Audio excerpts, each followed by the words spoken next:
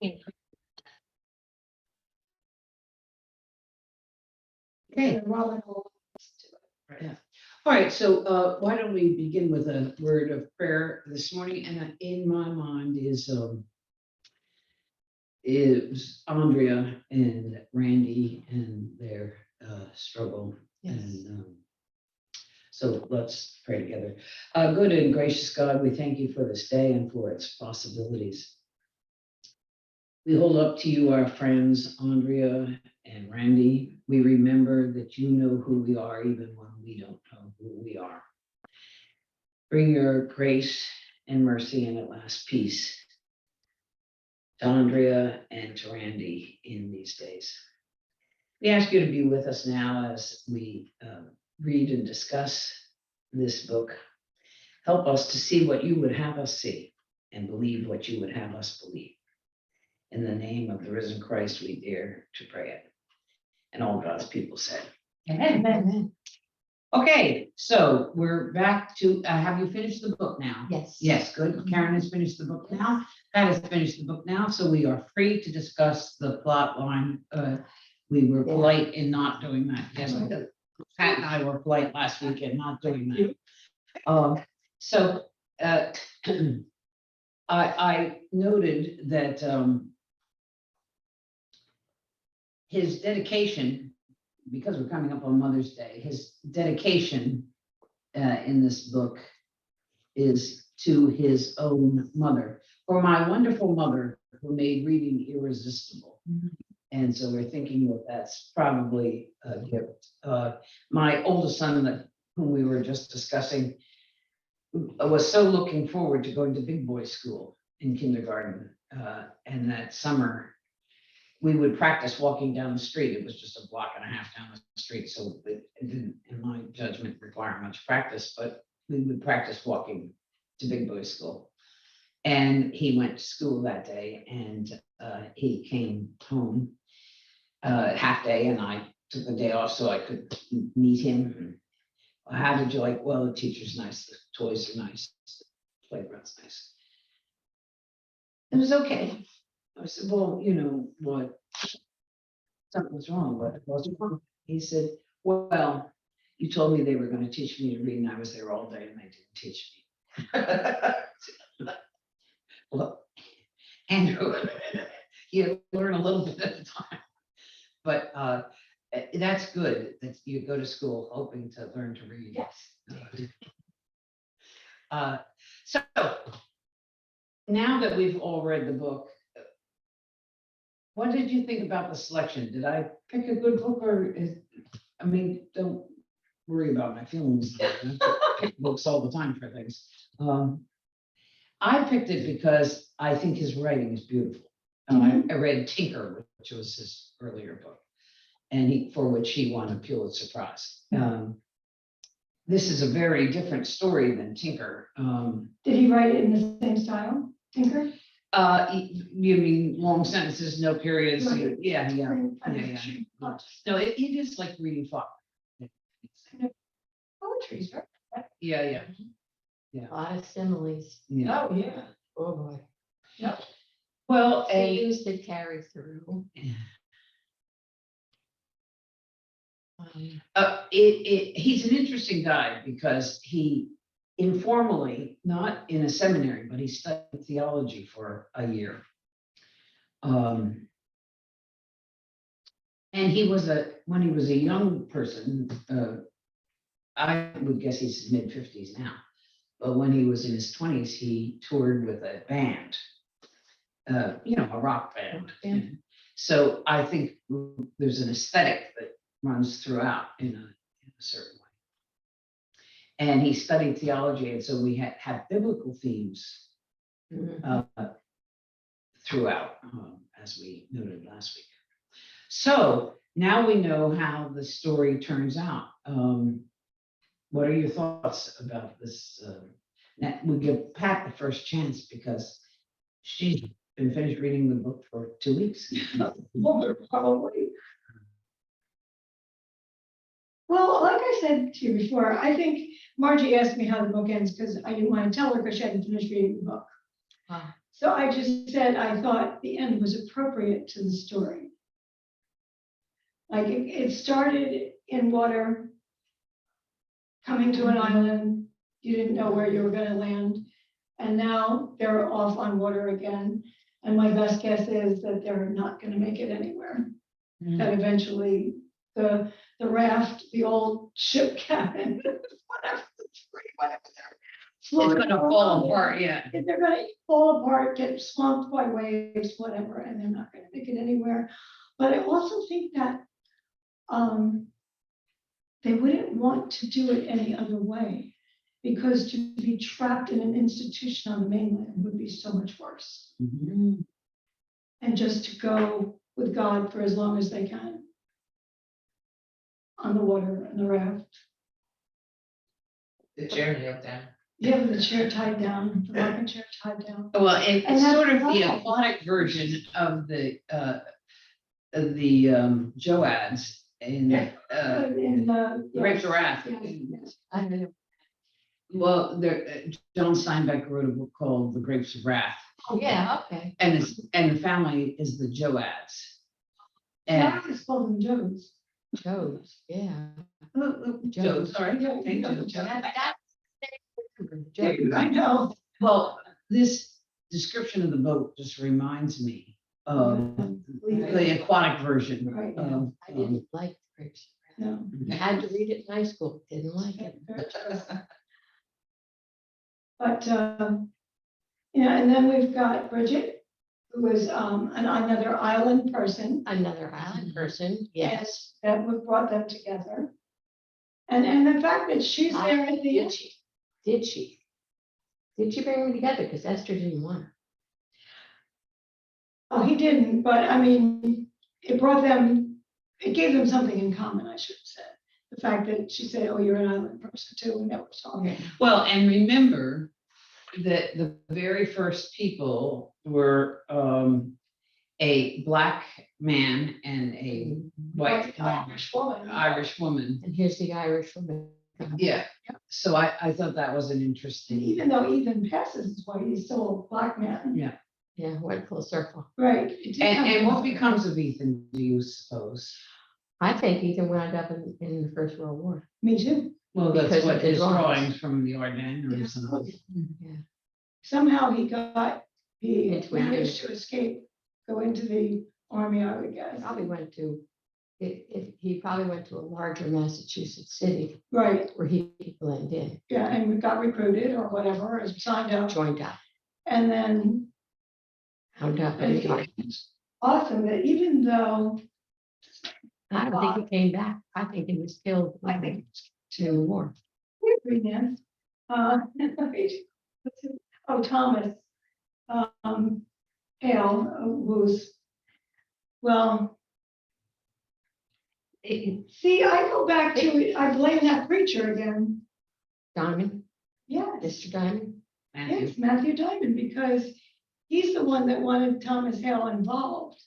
Yes, But then he wrote to Hale and said, yes. I don't like black people. I can't get my head around black people. I'm like, what? And Thomas Hale was a straight up Puritan. Oh, God, yes. Oh, wait. Well, but you know, I wish it were a thing of the past, but the church often has, as it is very frequently the case, not always, but it's very frequently the case that the people that become the overseas associates are among the most conservative of the church people, for a lot of reasons. And so they go abroad. I mean, even today, they go abroad. And they are pandering not just a gospel, but often a cultural reality that, I mean, I have such mixed feelings about the lifetime missionaries that we encountered in Lebanon and Egypt. They lived in their minds. They lived in the 1950s. It was the 1970s, but they lived in the 1950s kind of reality, their clothes, what they knew. And they were highly opinionated about contemporary American culture. I remember the very first night we were in Egypt and we were still kind of jet lagged. They were talking to us about hippies. What were going on with the hippies? And clearly they hated the hippies, but they had no idea.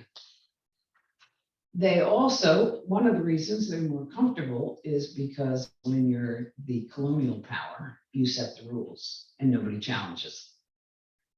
Here in America, you're a pastor, people will challenge you all the time on everything. And if you can't cope with that, you can't cope with that. And so you go off to Zimbabwe or someplace where so I see in Hale and Diamond a whole vein of kind of the ugly American. Of we know what's right, we know what's right for everybody, and being like us is really important, and it doesn't usually end well. But is daughter Phoebe? Or his wife, not his wife Phoebe, his daughter Phoebe. His daughter Phoebe, yeah. Daughter Phoebe. His daughter Phoebe is the They were one. the ones who went to Peru, right? Right, they were in Peru when Ethan was at the farm. Yes, But then it was Phoebe who put the art exhibit together. Yeah. yes. So there's some redemption in that family somewhere. I couldn't remember the name of their daughter, Pauline, who was the little mischievous one. Remember? Pauline. Her No, I daughter. think it's Phoebe. Yeah. That's the granddaughter. Yeah, Is the Phoebe's the grand? yeah. So she put the art. Yeah, She right. did, she put the granddaughter, put the, Yeah, so she art came show. back. That's why I said that there's some redemption in that family, that she would do that. The one who would put the pebbles in her mouth. Oh, that, yeah. No, that was the what you call it family. That was his daughter's family. Hale's daughter's family. Oh, Yeah, I think it was. Okay, It was yeah. Phoebe. Yeah. yes. Just But- to be spiteful. But Yeah. So maybe she was being spiteful to her Father. grandfather. well, or Putting it- maybe, she just as a young person had an experience in her culture, and so she was more open to it. I mean, as I say, I have very mixed feelings about the career missionaries. They were kind to us. We were in a war in Lebanon, and they risked everything to keep us safe, and they were keeping themselves safe. But, they would come back, they didn't really understand American culture, or they just had a kind of cartoon picture of it because they had really lived abroad for so long. They loved, there was one English channel on the TV in Lebanon, and it had the Real McCoys, which was Walter Brennan and some. Yeah. And I don't Dobie get- Gillis. Dobie Gillis. Oh, that would get a real picture. And they American loved, that American TV. And Oh, that had a beatnik on it, Dobie Gillis. uh, The guy with the little beard, yeah, goatee. and he was a blonde guy. I think Tab Hunter was maybe Dobie Gillis. But anyway, but they were very, this was post-civil rights, post-Vietnam, and they're just very rigid. And so they had this church that was very conservative and very narrow, and they had proselytized these people, not from Islam, but from Syrian Antiochian Orthodox. So they were sheep stealing, not converting people to Christianity. And they were kind of culture buffs. And I see a lot of them in this Matthew Diamond and Hale, a kind of a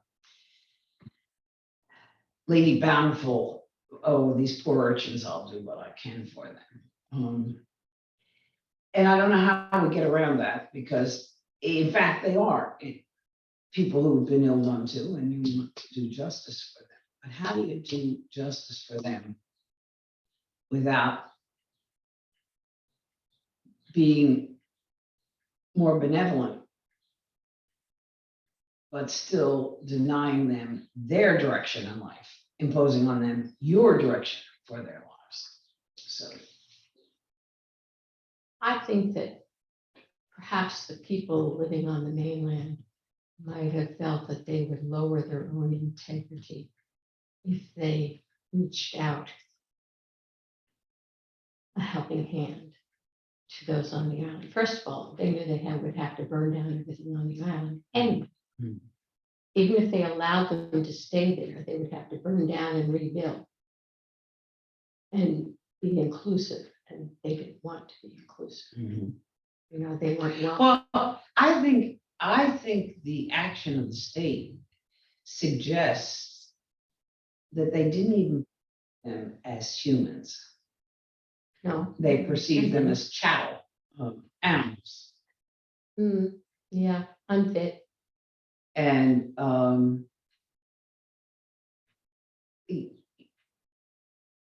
this whole notion of feeble-minded, I mean, it's not like this is something that went away. We just had this whole thing acted out on the subway in New York this week. Oh, with the chokehold. You know, Yeah. was he posing a threat? Yes, he was rude. Yes, it is terrible. I've been in subway cars in New York. I mean, we used to take them all the time. For 34 years, my office was in New York. And, you know, sometimes someone would favor us with a tune, you know, usually on a saxophone. And your ears are just.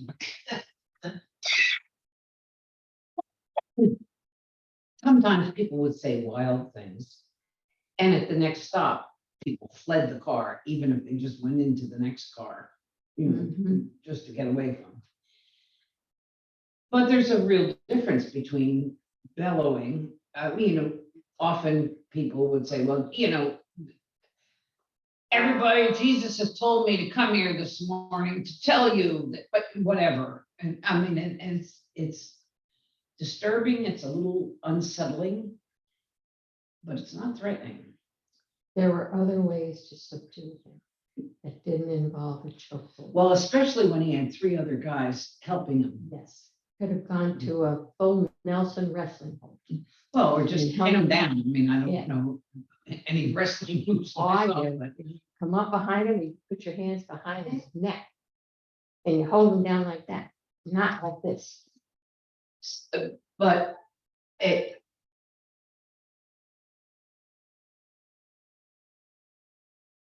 What was that? Somebody's got in an accident with each other. I heard crash. Oh, you Other did hear kids. it crash? I didn't hear a crash. Well, I heard kids yelling in a horn. all Yeah. Yeah. Kids are going to and from lunch. Anyway, this,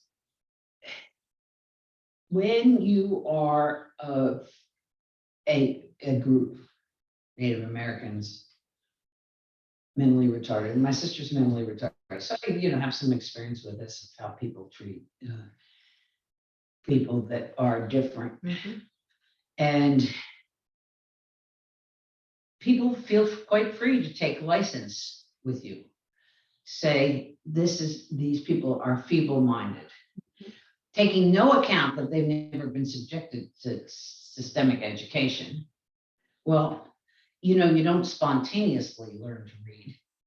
I mean, it's not like if you're just alive long enough, you start to read music. I mean, you know, somebody has to show you how that goes. And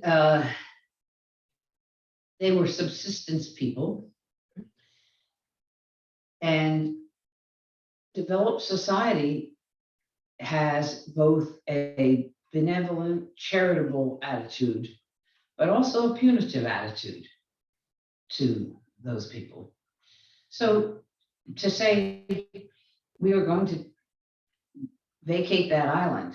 Now, you add to it that it's an interracial Mhm. community and Inbred. mm, And inbred, yes. And That then violates what do all you the do laws. for people? well, Like people who are incestuous even because there's nobody else to mate with. mhm. Well, that breaks probably civil laws, Right. and the enfeebled, like the Larks. Well, now let's wait a second. If we're gonna talk about incest and inbreeding, then we've got to talk about the royals of Europe. Going back. We have to talk about the Southern aristocracy, Yeah. Yep, absolutely. but neither of those came under condemnation. So it's not the inbredness itself. It's the class. Yes, it's class and race. I mean, just the Presbyterians in the Southern Presbyterian Church, I mean, they're all cousins of me. You know, you talk to them and, you know, Belle Miller McMaster is the aunt of John Brueggemann, and her cousin is this one and that one. And, you know, the first time I was at Montreat, which is the Southern Retreat Center, on whose board I now am, a woman who looked like George Washington said to me, "Who are you people?" Yeah. For your people. And I knew the answer was, for her lights, my people are nobody. They're nobody. Because what she means is, where are they in the pantheon of Great. this inbred Presbyterianism? And my people have been Presbyterians since John Knox. Should have told him, John. No, That's right.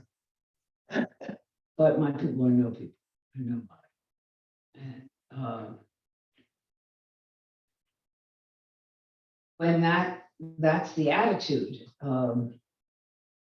yeah, it's really interesting. One of the other women then was a little more quick on the uptake. She said, "Are you our guest speaker tonight?" Admit, Gail, will you?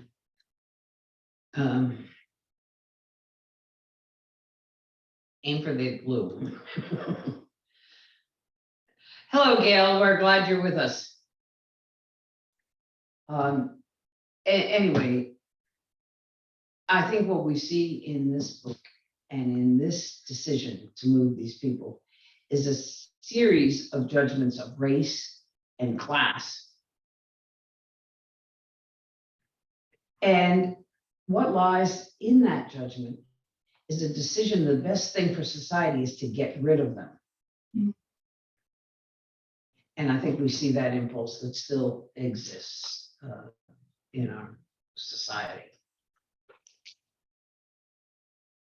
Oh, yeah. So now let's talk about Bridget for a moment. Hmm.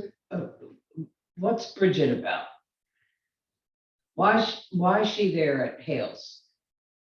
At Hale, she's an orphan from Ireland. An island in a. Is she an orphan? Yes. Yes, it said she was an orphan who came from Ireland. Where do I have it? Where do I first write something about? Bridget Falls, well, that's where she falls for something. She's not aware of things. For instance, when she and Ethan are in the field at night, she thinks the stars make sounds, but only in the summertime. Mm-hmm. She doesn't, and then Ethan has to point out to her that it's crickets. Mm-hmm. And he shows her a cricket. And then she realizes that crickets make sounds in the summertime, but they don't in the winter. So she gets the idea, she finally gets the idea that the stars aren't making sounds, it's the crickets. That's why sound, the whole idea of sound pops up several times in this, as does the theme of light. You Yes. see light many, many times. But as soon as Mr. Hale finds out, she comes from Ireland, she's an orphan. We don't know how she gets here, but we assume she's been put on a boat Mhm. that brings her over. How she gets to Mr. Hale, we don't really know. But in many ways, Bridget is an example of millions of immigrants to this country, Yeah. who, the Irish famine Oh, yeah. particularly, brought people here in serving capacities. But what they did not bring with them is that's my other son. What they did not bring with them is a view about race, because they live in a homogeneous society. Right. And so, not that she understands Ethan as a Black person to begin with, but she wouldn't have the kind of stratified class estimations Right. of a native-born American. And she is naive in her own way. Now, you talk about stars and crickets and noise. When we first moved down here, I remember distinctly, you may not, we made that turn at Burnt Tavern with my mother in the car, and we could hear this whistling. Hmm. And I said, well, you know, what is that? What's that whistling? What kind of bird is that? My mother said, that's not a bird, that's frogs. Tree frogs. And in Bergen County, we don't have tree frogs. You don't have an ocean. And you know, I have a pretty expensive education, but I don't know. But it's, you take anybody out of their context and you put them in a new context and they seem unaware. Oh, yes. You My know, friend Angela, who lives near me in Lionshead Woods, she's from Brooklyn. Oh. She thought a chipmunk was a rat. She was terrified of it. So cute. it's really interesting. But you know, it is interesting. You take anybody out of their cultural context and they don't make much That's right. sense. You know, you go to the Middle East and every flag of the Middle East has green in it. Well, it's a desert land. And so green is prized. It's where the oasis is. It's where water is. It's where you can grow things. And so you'll always see them. And they don't understand why nations of Western Europe never use green in their flag. What's wrong with them? Well, we use blue because water is really important to us. You know, it's just an interesting thing. So, okay, so Bridget is a helping girl. She's in service to Mr. Hale. And what's Mr. Hale's decision when he finds out about these two? Sends kicks Ethan right out, right? Sounds like he kicked them both out to me. He did. He kicked them both out. But well, you know, I was a little confused there. Because when she left, she must have left secretively. Because she left with an expensive carpet bag that obviously she couldn't have. She left with a painting all wrapped up in burlap, Yeah. which we never did find out what that painting was. She left with something else that she could not have afforded. So when she left, she probably left in the dead of night with belongings that were Mr. Hale's. So he probably gave her a time limit and said, you must be gone by such and such. And she left prior to that, taking whatever it was she could take. So It's also possible that he said, here, take this carpet bag, put your stuff in it, that's true. and Get out of here. and take that damn painting out. You know.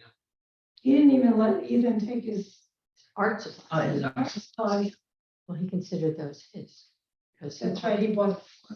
But there is, again, there's this white benevolence. I get to set the rules Mhm. and no matter what. And we can understand it. I'm white, I'm better than you. Well, that's You're part of it. Irish. The Irish were looked down on, Absolutely. most definitely. No Irish need apply. That's right. My relatives were of the Irish, Mhm. and,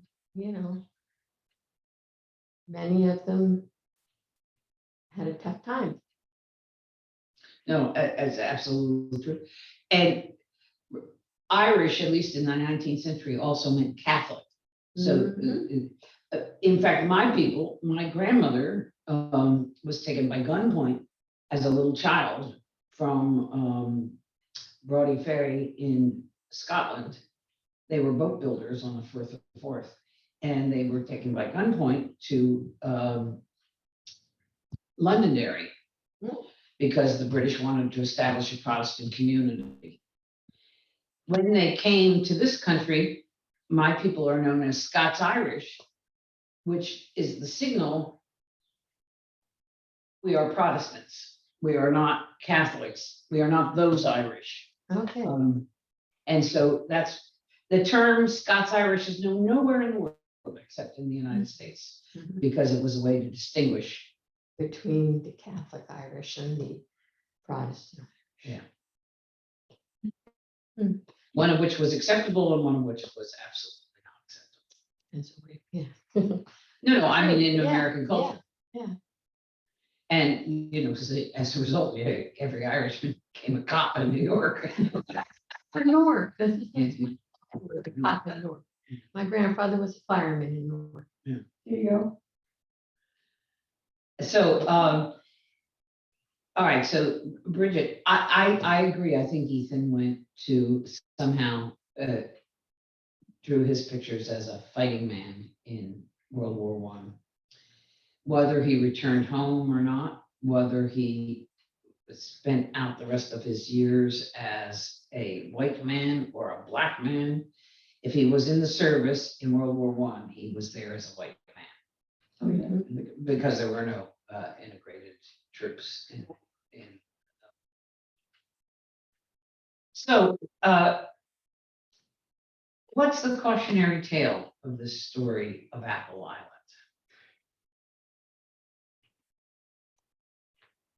What's the cautionary tale? It's how we treat people who are different. And what our role is in helping people who need assistance without, like you're saying, about the And missionaries. it's really tough. It is, because there's got to be, like, if people are the way they are because they need food, shelter, whatever, but also education so they can be able to take care of Right. themselves, then what kind of education do we give them? We don't want to give them our education necessarily because they might not need our education. They might need a more practical kind of education to help themselves. And it's a difficult, like you said, it's a difficult line. Well, it really is. But it's not our place to wipe out an entire island of people or try to wipe out an entire island of people because we consider them feeble or different. And we have the same example with, for instance, the Cherokee, the Trail of Tears, or the Inuit in Alaska. Of you don't look like me, your people don't behave like my people, and might makes right. I've got the gunpowder, you have arrows, I win. And so it's, this is a very difficult thing because it is hard when you go. I mean, the missionaries, I have such mixed feelings because the career missionaries really do leave America, and 20 years later, they are no more a part of American society than they are a part of Zimbabwe or Malawi or wherever. they're kind of artifacts. They really don't get the contemporary things. And they say things that absolutely grate on your ears. I can remember when Obama was elected, some missionaries that I came to know in Ghana, in Accra. Well, it sort of, it's hard to, people here really like the Black person, but don't really understand that that's kind of an anomaly. Well, you think it's an anomaly because you've been Wana and Mam Sob here in Africa for so long. Maybe missionaries should be required to come back for a year or two every so often. Yeah, well, they are actually. They have a furlough year every, I don't know how many years, it's 4 years or something like that. But they are a society unto themselves. They don't belong to Africa and they don't belong here. They're just kind of their own. And they arrive wearing galabeas and they're kind of culture buffs. They dress like Africans, the whitest Africans ever saw. But it's very hard because you do want to do the very best for people. And I would look at that island and I would say, I want them to have better housing, better sanitary conditions, access to food, and so on. As soon as you start to think like that, you're starting to plan their community.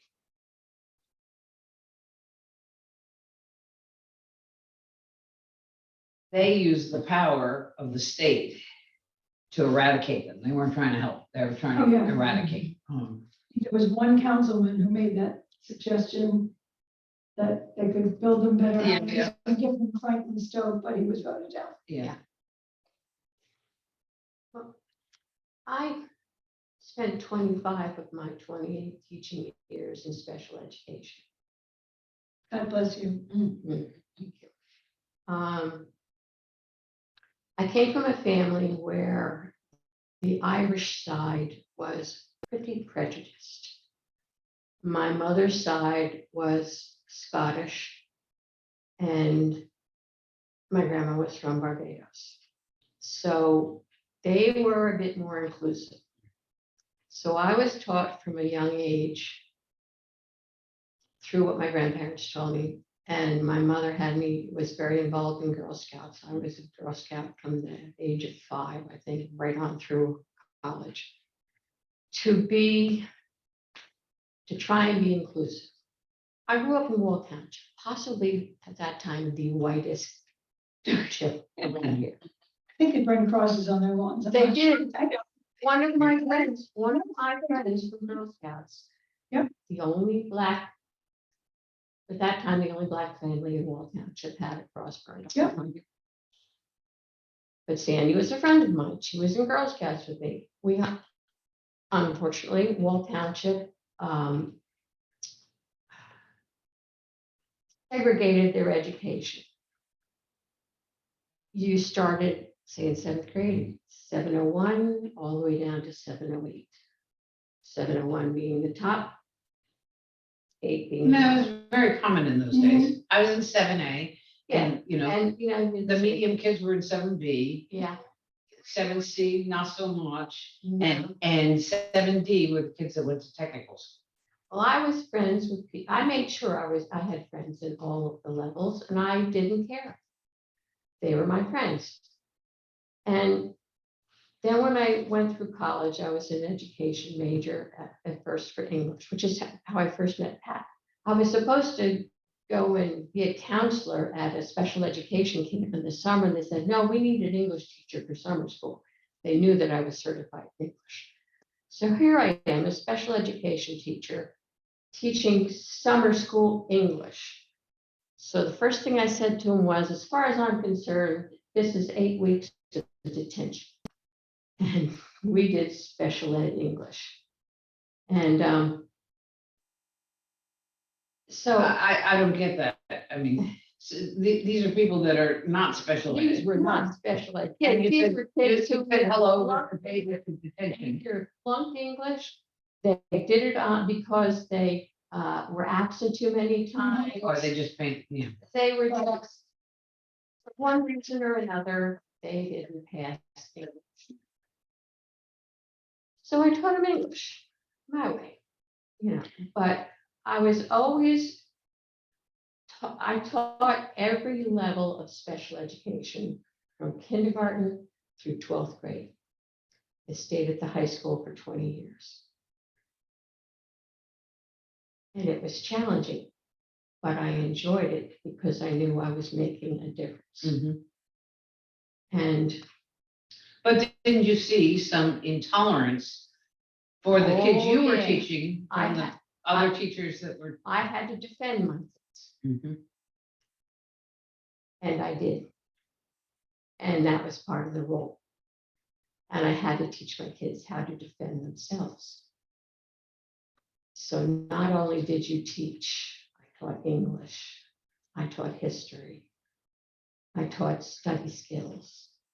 I had to teach them how to stand on their own 2 feet Sure. and understand what was going on around them. And let me tell you, I was in a couple of fights. I was in the middle of a couple of fights where I had to break them up. And it's something that you have to be taught very young. You can't just learn it at age 20 to be inclusive. I had a cousin who was Down syndrome, who was a few years younger than me. He lived to be 62 because my aunt refused to have him institutionalized, which is what they did in the 50s. He did everything we did. Yeah, no, my sister's just. Yeah, so we were used to it. But some people could be real mean to Brian. And we defended him. I mean, I know there were a couple, I didn't do it, his brothers did. I know there were a couple of knuckles dusted Mhm. over the way people treated him. No, my brother and I had the same experience, having a sister who, she just had her 70th birthday, so God bless somebody did something right somewhere along the line. But she's got an IQ of 64. Can read a little, but not too much. She thinks she can tell time, but she can't. She 2, 1, 2. Well, yeah, that is 212, but do you know what comes next? No. I mean, it's interesting, but yeah, there is intolerance, and a lot of intolerance in this society. I've told Karen this story. I was in Ghana. I was asked to preach at their General Assembly. There's 2 Presbyterian denominations, Ghana, and they actually invited our stated clerk. And our stated clerk can't go every place that people want him to go. So he asked me to represent. So I went, and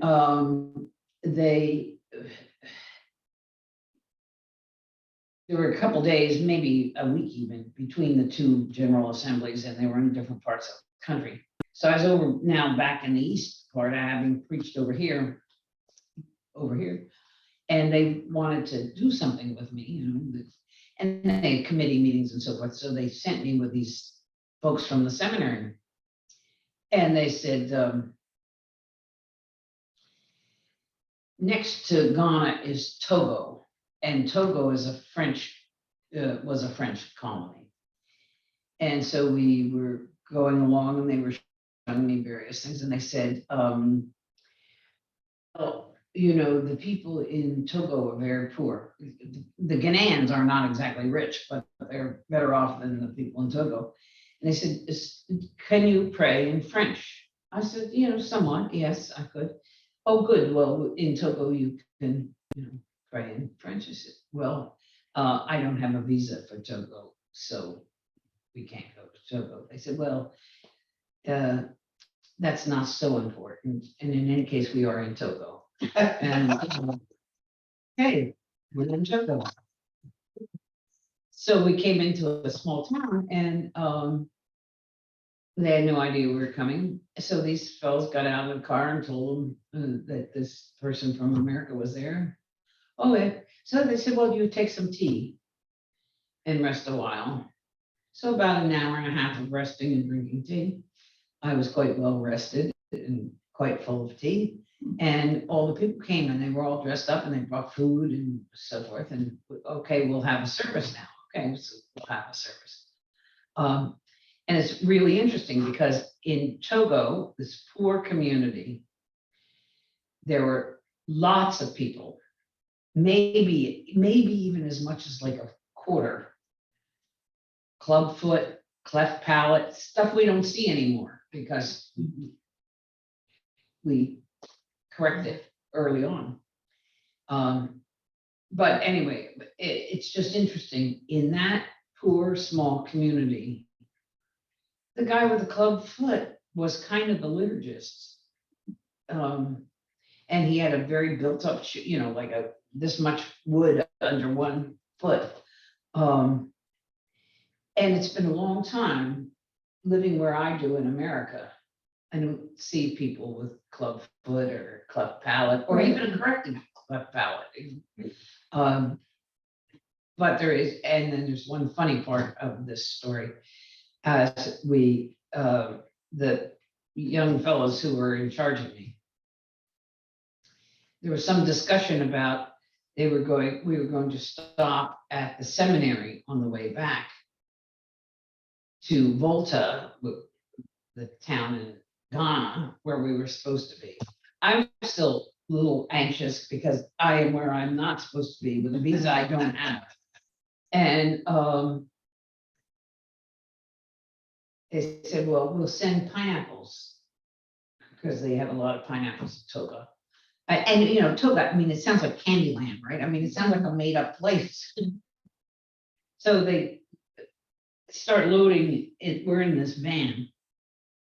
And the two guys are driving and sitting in the front. I'm sitting in the, and they start loading all these pineapples, which smells really nice. And the guy says, now, Pastor, be careful of the tarantulas. on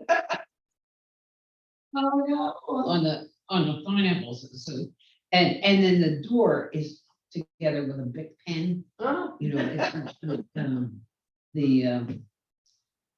The latch is broken or something. So me and my tarantulas, I'm where I'm not supposed to be. I'm sort of hoping I get arrested.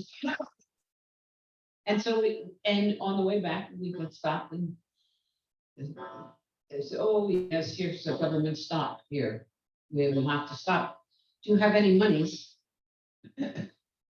Well, yes, I have American monies. What kind of American monies do you have? Oh, I have a $5 bill, I have a 10 bill. Which is more? Oh, the $10. Is it a very lot? No, it's not very much. Okay, could you give? We could. And they said, oh, she's here and she has no visa, so we Now we're admitting it, right? So she's here, but she was praying with the people, and now we're taking pineapples to the seminary. It's all very good, and for you, we have a $10 bill. It's American. It's quite a lot of money. Oh, he says that's good. Well, drive carefully. Oh, okay. That was a very funny night. And I would go back to my room in Volta, and right outside of my window, and there were bars on the window, but right outside of my window was a banana tree. And every morning this monkey would come and go.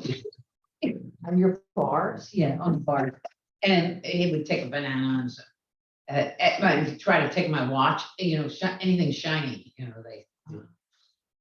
you had to put your sleeves in. Wouldn't that for me? Does Togo still exist today? Sure. Oh, okay. I get very confused with the map of Africa. Yeah. I used to know there. there. What is? I know. Yeah, there's Ghana. Because they keep changing their names. I know. Oh, yeah, but Togo doesn't change its name. It's been. I'm Togo. never going to Africa. Let's It's just a put very. that on. With you, Nancy. Not on my list of things to do. Yeah. I'm going to St. Thomas. I think that's safe. It's the American Virgins. Togo. Officially the Tongolese Republic, French Republique, Tongolese. Religion, 47% Christianity. Okay, so there's their flag. There's Ghana, there's Togo, there's Benin. Yeah, I'm gonna pass it to you. Oh, okay. So it's in the middle, middle someplace. Well, no, you know, Africa's like this, right? Oh, I see some Benin is- water. Oh, there's Lagos. Okay, Accra, Accra, Accra. that's the capital of Ghana. Just one more thing about the book. Uh-huh. There's a monetary thing there too. How so? Monetary, hotel. did you say? Yes, yes, What'd you yes, say? yes, yes. Monetary thing there too, the hotel. One of the mayor or one of the councilmen could just see this big beautiful I'm hotel going, on the I'm going to Maine this summer. Well, I'm gonna I find think it. there is. Go to Popham Beach. That's what I told you last time. Beach, yeah. Well, my sister has a cabin, has a, a place up there. Well, it's Malaga Island still, right? Yeah, it's Popham is on the mainland. Yeah, I've And- been to Popham Beach. And right, you know that there's an island when there's a big, I haven't been there in many years. We've been going to that. Well, the cabin since I was prominent- 20. yeah, we used to go to Popham Beach too. We used to take a cabin there. It's where the Sharps and the Lindners would go there. Sorry. But the prominent feature when you're at Popham is there's a big island there. And when the tide goes out, you can walk to the island, but you have to walk back before the tide comes in because There's no bridge or walkway. How do No. people get to the hotel? they either go in a boat Um, when the tide's up or they walk. Mm. That's what my niece asked me this morning, because she's got, the family will be in Maine this summer. And I want to go take a look at this. Yes, go and bring. And report to us, yeah. Yes, please do. All right, so I thank you for reading this book. I think he's really quite a good writer. What one thing that got me was when Zachary finally burned his tree. Yeah, He was the guardian of the island. And he set fire to it. Yeah. Because they burned his shack. But they didn't burn his tree. And they also, because fire was in this too, because they had trouble burning the Lark's right, residence. They had to put Right. kerosene all over it, and yeah, when it went over, it looked like a ship. So there's a lot of sea stuff in that. And I have one question. In the Bible, because I can't remember and I didn't have time to look it up. What was Esther's role in the Bible? I don't remember.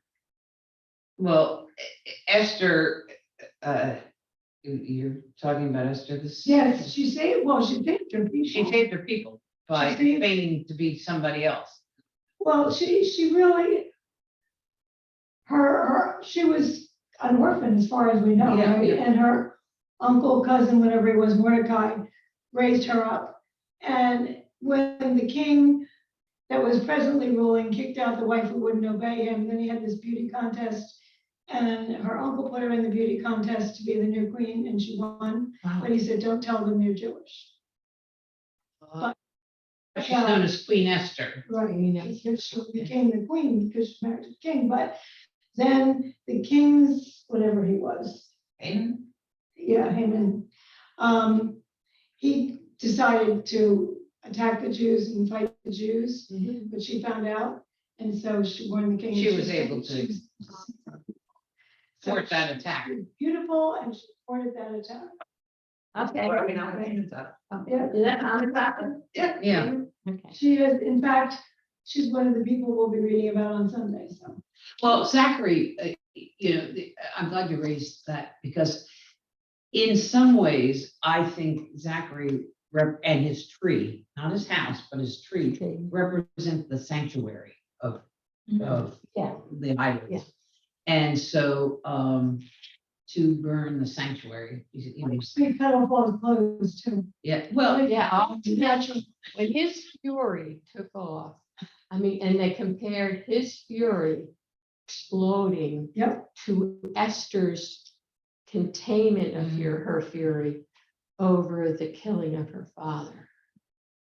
I mean, that was like a juxtaposition. Yeah, absolutely. And when was Esther going to lose hers? And I like to think that they landed someplace and they Started over again. Started over. It would be lovely. I like happy. and what do you think, Pat? Pat's got a different. No, I think that probably in real life wouldn't have happened, that eventually the sea would have gotten them, but you never know. They were close to the shore. Kon-Tiki made it. They're close to the shore. Yeah. And the one that got me, those people that brought down their ship from the trees, somewhere I missed that. The sisters. The sisters, and they fell off on that sail. Yeah. They were very resourceful with what they had. Absolutely. Trying to figure out about the girl who did math and the other one that could. Latin. Yes, in Latin. They wound up. What about the? Or maybe they just were on that boat, or maybe. Oh, no, it's like just the albino kids. Yeah, Oh, yeah. that And fight, the little one that ate everything weird and could only go out at that night. snake coming out of her. Oh, poor rabbit. That fight was awful. But, again, step back away from. When you wipe out the Cherokee or the Down syndrome people, or the Inuit, or the Apple Island, yeah, the lunatics go. It's true. The ones that eat anything and go out at night, whatever. But also Latin and gifted artists and algebra or whatever. And so that's kind of a lesson built into this, that you can't just wipe out the people that are different. That's right. You're going to also wipe out genius. Mhm. And Like Elegy Written in the Country Churchyard. Don't know that. Oh, it's a beautiful long poem. it's a And long poem. the essence of it is that who knows whether this person was a budding genius that never got a chance to live and fulfill his life. And again, bringing it back to this guy in New York, I saw a little clip of his imitation of Michael Jackson. He's pretty good. Yes. Oh, the guy on the train, on the subway. Yes, yes. With That was some one. help, he might have been the star of the Broadway show of Michael Jackson. But Do you know- instead, he died on a subway floor. They have Being choked to death. 5 actors ready at every show to do that role, Really? Why would they have 5? because you never know. I mean, with all the dance moves It's so that Michael demanding, Jackson yeah. does, if somebody hurts themselves, they gotta have somebody out just like. I know, just the finance of keeping 5 understudies, 5. 4 understudies. Well, actually, in most Broadway shows, the understudies are in There chorus. are, Yeah. But yeah, my daughter told me that there are 5 I believe Michael that. Jacksons go at any time. She's have to have them ready, and they rehearse all together all the time. I'm sure. Okay, let's end the meeting. What Yep. have you heard anything more recent from Andrea and Randy? No, I talked to Randy, but I think I'm sending Molly a note. I think it's time to end, Karen, over to the right. Okay.